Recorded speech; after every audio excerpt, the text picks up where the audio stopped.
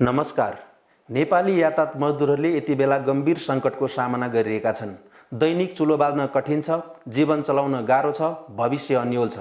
सारा नेपाली अप्ठ्यारोमा छन्, तर दैनिक जालाले परिवार चलाउने यातायात मजदुरको पीडा अरूको भन्दा धेरै फरक छ। कोभिड-19 को संक्रमणको जोखिम न्यूनीकरण गर्नका लागि नेपाल सरकारले 2076 साल चैत्र 11 गतेदेखि आवागमनमा पूर्ण प्रतिबन्ध अर्थात् लकडाउन घोषणा गरेको छ। महिनौदेखि सार्वजनिक सवारी साधनहरू चलेका छैनन्। अनिश्चित लकडाउनका कारण करिब 11 लाख यातायात मजदुरहरू तथा तिनका आश्रित परिवारहरू भोकको चपेटामा परेका छन्। म यातायात क्षेत्रमा लगभग 14, 3, 15, 16 वर्ष भयो। अनि तपाईलाई यो लकडाउनले कतिको असर गरेको थियो? लकडाउन त हामीले गरिहाल्छ नि अहिले, किनकि अब गाडी तपाईँलाई थाहै छ, गाडीमा त्यति कमाइ छैन, हाम्रो धेरै गाह्रो छ। धेरै खुसीको कुरा हो यस्तो बेलामा यस्तो हामीले अलिकति सहयोग गरेको त। यस्तो सङ्कटको महामारीमा हाम्रो प्रिय सङ्गठन नेपाल यातायात स्वतन्त्र मजदुर सङ्गठनको 41औं स्थापना दिवस मनाइरहेका छौँ।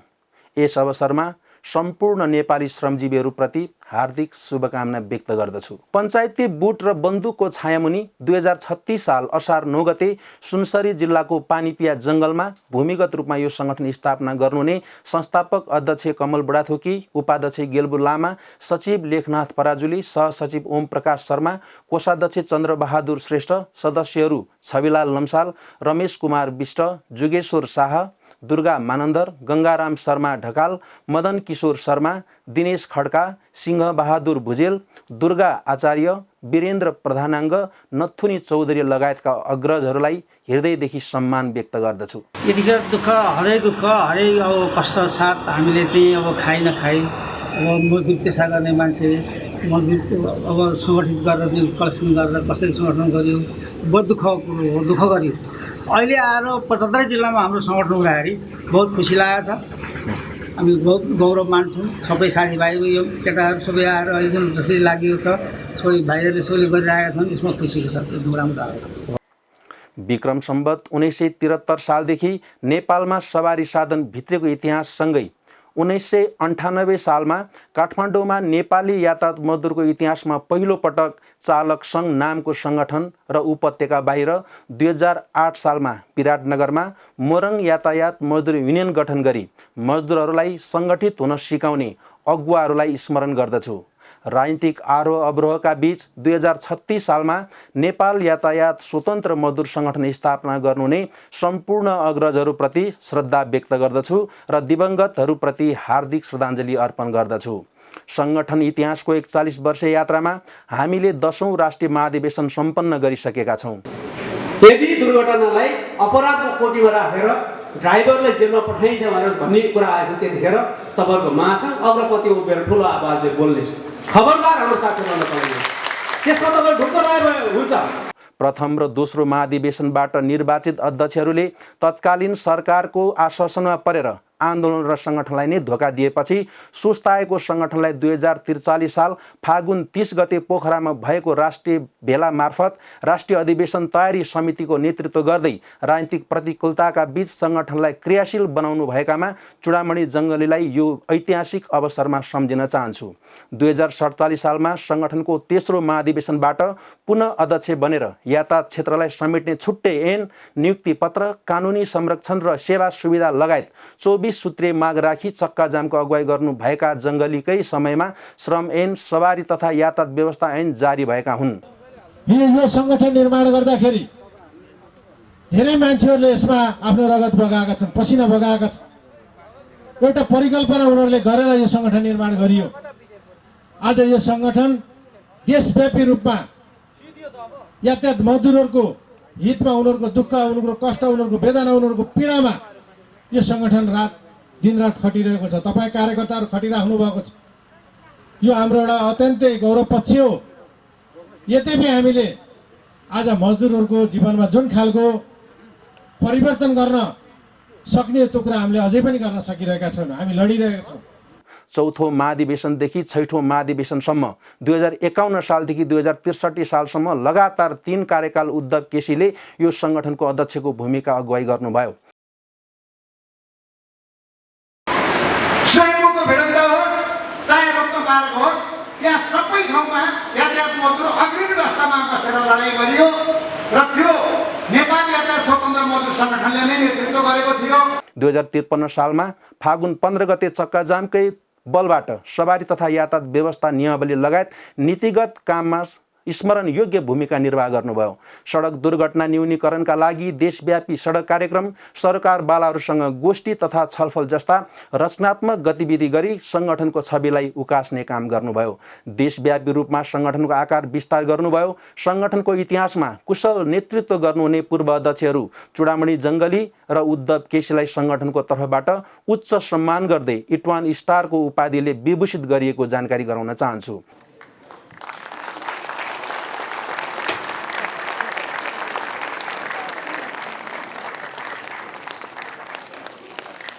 दस वर्षे जनयुद्धको समापन भए पनि युद्धका अवशेषहरू बाँकी नै रहेका बेला 2063 सालमा सम्पन्न 7औं राष्ट्रिय अधिवेशनबाट मोतीराज सुनुवार संगठनको अध्यक्ष बन्नुभएको थियो।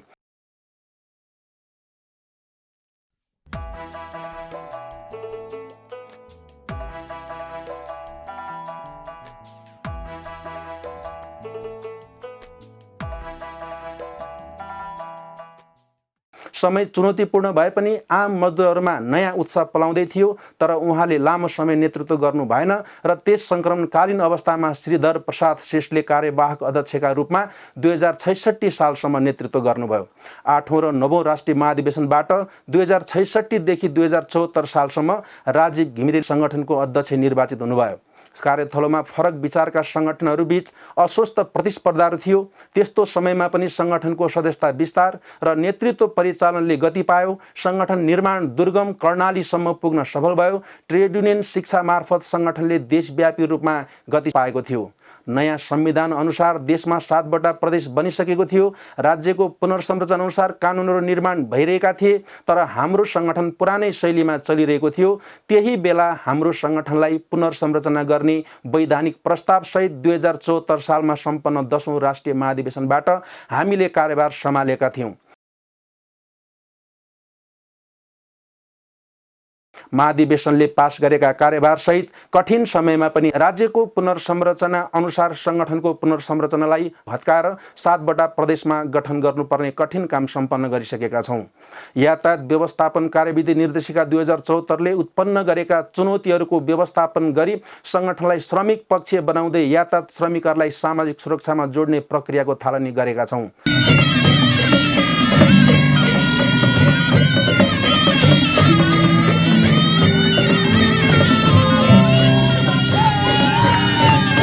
सवारी तथा यातायात व्यवस्था ऐन, फौजदारी अपराध संहिता, नयाँ ऐन कानुनहरूको निर्माण र संशोधनले उत्पन्न परिस्थितिहरूको सामना गर्दै ऐन कानुनहरूलाई श्रमिक पक्षीय बनाउने काममा संगठनलाई क्रियाशील बनाउँदै श्रमिकहरूको पेशागत हक हित र अधिकारका लागि निरन्तर क्रियाशील रहँदै आइरहेका छौं।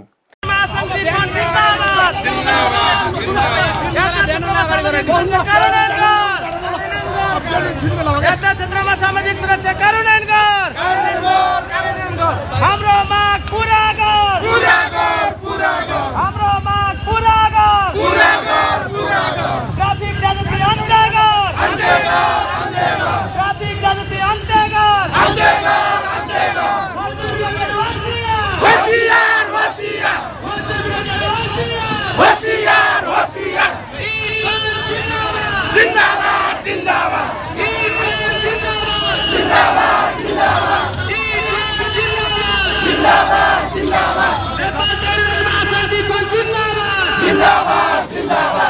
यातायात श्रमिकहरूको स्वास्थ्यलाई मध्यनजर गर्दै स्वास्थ्य संस्था तथा अस्पतालहरूसँगको सहयोगमा श्रमिकहरूका लागि निःशुल्क स्वास्थ्य शिविरहरू सञ्चालन गरिरहेका छौं। सडक दुर्घटनाले जनधनको क्षति बढिरहेको छ। त्यही सन्दर्भमा सडक दुर्घटना न्यूनीकरणका लागि देशव्यापी सडक सुरक्षा अभियान सञ्चालन गरी यातायात श्रमिक तथा आम जनतामा अनुशिक्षित गरिरहेका छौं।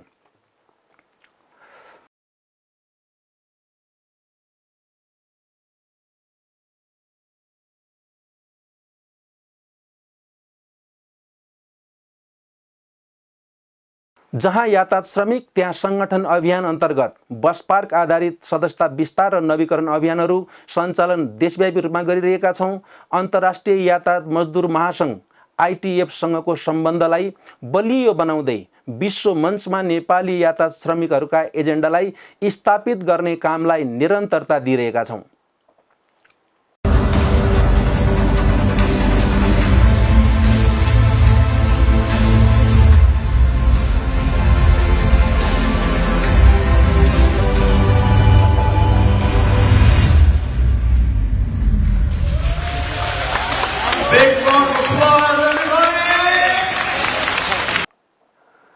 हाम्रो सङ्गठन र विचार मिल्ने सङ्गठनहरूको बीचको एकता प्रक्रियालाई सकारात्मक रूपमा अगाडि बढाइरहेका छौँ र यो प्रक्रियासँगै देशमा एउटा शक्तिशाली यातायात मजदुरहरूको सङ्गठन निर्माण गर्ने कार्यका निमित्त हामी लागिरहेका छौँ। हामी मैदानमै छौँ। हामी लक्ष्य सहितको यात्रामा छौँ। यो यात्रालाई सफल बनाउन तपाईँहरूको साथ र सहयोगको अपेक्षा गर्दछु। चालकलाई हत्कडी लगाउने प्रथाको अन्त्य, स्वतन्त्र सङ्गठन बनाउने अधिकार लगायत 13 सूत्रीय माग राखेर 2036 सालमा 7 दिने चक्काजाम गर्दा पक्राउ परी 36 दिन जेल जीवन बिताउनु हुने कमल बुढाथोकी, छविलाल लम्साल, रमेश विष्ट र चन्द्रबहादुर श्रेष्ठको साहस प्रेरणादायी छ।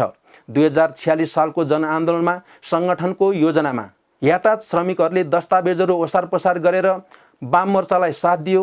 नेपाल बन्द, हडताल, मसाल जुलुस र यातायात अवरोध जस्ता महत्त्वपूर्ण आन्दोलनका कार्यक्रमहरूमा मजदुर परिचालन गरेर भूमिका निर्वाह गर्यो। आन्दोलनको बलमा श्रम ऐन, सवारी तथा यातायात व्यवस्था ऐन, सवारी तथा यातायात व्यवस्था नियमावली निर्माणमा योगदान गरी यातायात क्षेत्रमा कानुनविहीनताको अवस्थाको अन्त्य गर्यो। लाइसेन्स नवीकरण शुल्क वृद्धि, यातायात श्रमिकहरूमाथि प्रशासनिक हैरानी, विभिन्न नाममा हुने शोषण र शास्तिका विरुद्ध यातायात मजदुरहरू विरुद्धको प्रतिकूल नीतिहरूको विरुद्धमा सङ्गठनले निरन्तर खबरदारी गरिरहेको छ। 62-63 सालको 19 दिने दोस्रो जनआन्दोलनमा यातायात मजदुर प्रद्युम्न खड्का लगायतले यो देशका लागि अमूल्य जीवन दिएका छन्। देशभरका सङ्गठनका हजारौँ नेता कार्यकर्ताहरू आन्दोलनमा सहभागी भए। सयौँ नेता कार्यकर्ताहरू पक्राउ परेका छन् भने सयौँ नेता कार्यकर्ताहरू घाइते समेत भएका छन्। यही सङ्घर्षको जगमा अनौपचारिक श्रमिकहरूलाई समेत समेट्ने गरी श्रम ऐन 2074 जारी भएको छ। भर अभरमा सहयोग गर्ने गरी सामाजिक सुरक्षा ऐन 2074 समेत जारी भइसकेको छ। यसलाई कार्यान्वयन गर्ने अभिभार हाम्रो काँधमा छ।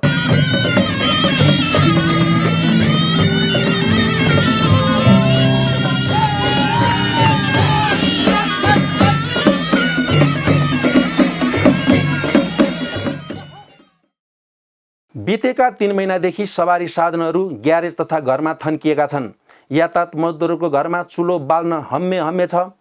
अर्थात् हामी क्रमशः भुकमरीको चपेटामा परिरहेका छौँ।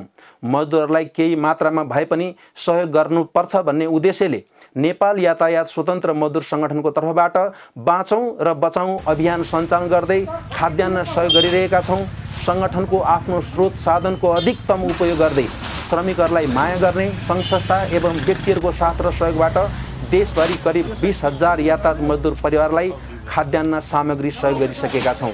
यस काममा अहोरात्र खट्नुहुने सङ्गठन केन्द्रीय कमिटीका नेता साथीहरू, प्रदेश कमिटीका नेता साथीहरू, महानगर, उपमहानगर, नगर इकाइ तथा देशभरिका सम्पूर्ण कमिटीका नेता साथीहरूलाई सङ्गठन केन्द्रीय कमिटीको तर्फबाट हार्दिक धन्यवाद ज्ञापन गर्दछु। मेरो मिलन लामा के गर्नुहुन्छ तपाईँ? म चालक हो, यो माइक्रोबसको। हामीले सङ्गठनबाट चाहिँ अहिलेसम्म सहयोग पाइरहेको छौँ। रामपाल के गर्नुहुन्छ? म चालक हो, आइरहेको छु। सङ्गठनबाट के सहयोग पनि पाउनुभएको छ? के पाउनुभयो त्यस्तो? चामल तेल यताउता। रत्नदेवी भण्डारी। हजुर चाहिँ?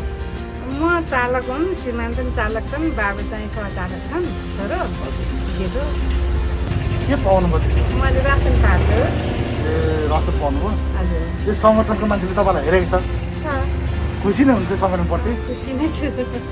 हुन त म पहिलादेखि नै लागिपरे हो। अहिले चाहिँ हामीले चाहिँ तपाईँलाई यो विराटनगर बसमा रहेका हाम्रो नेपाली यातायात स्वतन्त्र मजदुर सङ्गठन अनि नेपाली यातायात मजदुर सङ्घ, अखिल नेपाली यातायात मजदुर सङ्गठन अनि सुनौलो पूर्व नेपाली यातायात सेवा प्रणाली र बस पार्क व्यवस्थापन समितिको संयुक्त सहकार्यमा चाहिँ हामी 5वटा संस्था मिलेर खानाको व्यवस्थापन गरेको छौँ। हाम्रो सङ्गठनले मजदुरको निवासमा पुगेर राहत सहयोग गरेको छ। सङ्गठनको कार्यालयमा बोलाएर मजदुरहरूलाई सहयोग गरिरहेको छ। हामीलाई राम्ररी थाहा छ सङ्गठनको यो सहयोग पर्याप्त छैन। अझै धेरै मजदुरहरूको आँसु पुस्न सकेका छैनौँ। सीमित स्रोत र साधनबाट यो काम सम्भव पनि छैन, तर हामी तपाईहरुलाई सहयोग गर्न निरन्तर प्रयास गरिरहेका छौँ। मजदुरहरूको चुलो बाल्ने अभियानमा हामी निरन्तर लागिरहेका छौँ। करिब 8 खर्ब निजी लगानी रहेको नेपालको अर्थतन्त्रको जग मानेको यातायात क्षेत्र बैंक ऋणमा निर्भर छ। महामारीले मृतप्राय बनेको यो क्षेत्रलाई प्राण भर्ने योजना सरकारले ल्याउन सक्नु पर्दछ। ठूलो संख्यामा रहेका श्रमिकहरू बेरोजगार बन्ने अवस्थामा छ। तत्काल यातायात क्षेत्रलाई सहुलियत र अत्यावश्यक क्षेत्रको फ्रन्टलाइनमा काम गर्ने यातायात श्रमिकहरूलाई स्वास्थ्य सुरक्षा र भविष्यप्रतिको सुनिश्चितता हुने योजना घोषणा गर्दै काम गर्ने वातावरण बनाउनका निमित्त सरकारलाई आग्रह गर्दछु। 2076 साल असार 9 गते 40औं स्थापना दिवसमा एकै दिन देशभर 1012 प्रिन्ट रक्तदान गरेका थियौँ। देशभरका 52 सहरहरूका बस पार्कहरूमा सरसफाई गरेका थियौँ तथा 8 कक्षा उत्तीर्ण एवं एसई परीक्षा उत्तीर्ण यातायात मजदुरका छोराछोरीहरूलाई पुरस्कृत गरेका थियौँ। पूर्व प्रधानमन्त्री तथा नेकपाका वरिष्ठ नेता माधव कुमार नेपाल, पूर्व अर्थमन्त्री सुरेन्द्र पाण्डे, जी फन्डका पूर्व अध्यक्ष मुकुन्द न्यौपानेबाट संगठनको जन्मदिनको केक काटेर स्थापना दिवस मनाएका थियौँ। श्रमजीवी वर्गको पार्टी नेपाल कम्युनिस्ट पार्टी झन्डै 2/3 बहुमतको हैसियतमा पुगेको अवस्थामा उसले मजदुर वर्गको समस्यालाई, यातायात क्षेत्रका मजदुरको समस्यालाई विशेष ढङ्गले ध्यान दिनै पर्छ। अहिले ध्यान दिन सकिएन भने अरूबाट आशा गर्न सकिँदैन। त्यसो हुनाले तपाईहरुको बिमाको व्यवस्था गर्नदेखि लिएर स्वास्थ्य बिमादेखि लिएर सामाजिक सुरक्षाका कुरासम्म, लाइसेन्स प्रदान गर्नका लागि ड्राइभिङको साथसाथै केही रुल्सहरू हुन्छन्, रेगुलेसन्सहरू हुन्छन्, सुरक्षित सवारीको निम्ति पालन गर्नुपर्ने केही संहिताहरू हुन्छन्। ती सबैको बारेमा राम्रो ध्यान दिने काम सरकारकै हुन्छ। फेरि पैसा दिएपछि छिटो लाइसेन्स दिइहाल्ने, पैसा दिएन भने झुन्ड्याएकी गर्ने, धनी मानिसहरूलाई घरमै लाइसेन्स पुर्याइदिने, गरिबहरूलाई धाउँदाखेरि पनि नदिने, यी त्रुटिहरू छन् भने त्यसलाई पनि सच्याउनु पर्ने आवश्यकता पर्दछ। यसपटक महामारीले विश्वलाई अक्रान्त बनाएको समयमा हामी हाम्रो संगठनको स्थापना दिवस मनाइरहेका छौँ। प्रतिकूलताका बीच पनि देशका विभिन्न सहरहरूमा रक्तदान गरेर मजदुर परिवारलाई राहत वितरण गरेर साथै संगठन स्थापना स्थल पानी पिया तथा देशभरका बस पार्कहरूमा दीप प्रज्वलन गरेर हामीले 41औं स्थापना दिवस मनाइरहेका छौँ। अबका हाम्रा कार्यभारहरू यातायात मजदुरहरूको स्वास्थ्य र सुरक्षाको विषयमा गम्भीर हुँदै जनताको सेवामा क्रियाशील रहने सचेतनाबारे कार्यथलो आधारित देशव्यापी अभिमुखीकरणमा केन्द्रित हुनेछ।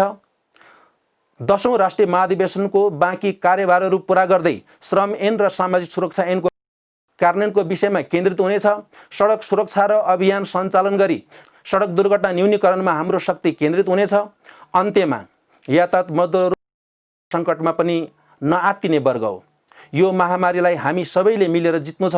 म सम्पूर्ण यातायात मजदुर साथीहरूलाई आग्रह गर्दछु, धैर्य बनाऊ, स्वास्थ्य र सुरक्षाका बारेमा सचेत रहौँ, खानपानलाई सन्तुलित बनाऊ, परिवारलाई हेरचाह गरौँ र माया गरौँ, सामाजिक दायित्व पुरा गरौँ, समय परिस्थिति अनुसार चलौँ, अनावश्यक हल्लाको पछि नलागौँ, देशभरिका श्रमजीवीहरू एकजुट बनौँ। फेरि पनि नेपाल यातायात स्वतन्त्र मजदुर सङ्गठनको 41औं स्थापना दिवसको अवसरमा यो देशभरिका सम्पूर्ण श्रमजीवी यातायात मजदुर तथा सम्पूर्ण श्रमजीवी जनतामा हार्दिक शुभकामना व्यक्त गर्न चाहन्छु। धन्यवाद, नमस्कार।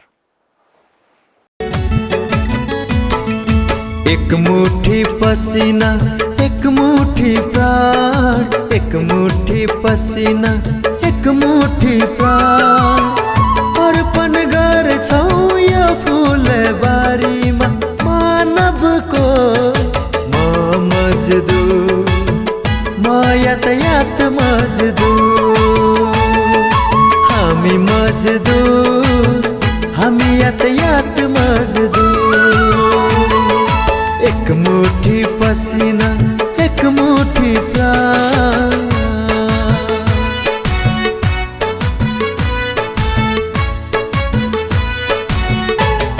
रगत सबैको रातो छ, भेदमा मान्दिन,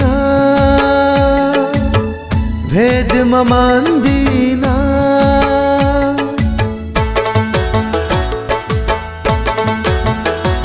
हो रगत सबैको रातो छ भेद म मान्दिन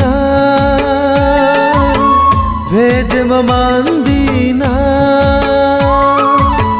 प्राण दिन्छु देशलाई प्राण दिन्छु देशलाई खेद म मान्दिन म मजदुर म यातायात मजदुर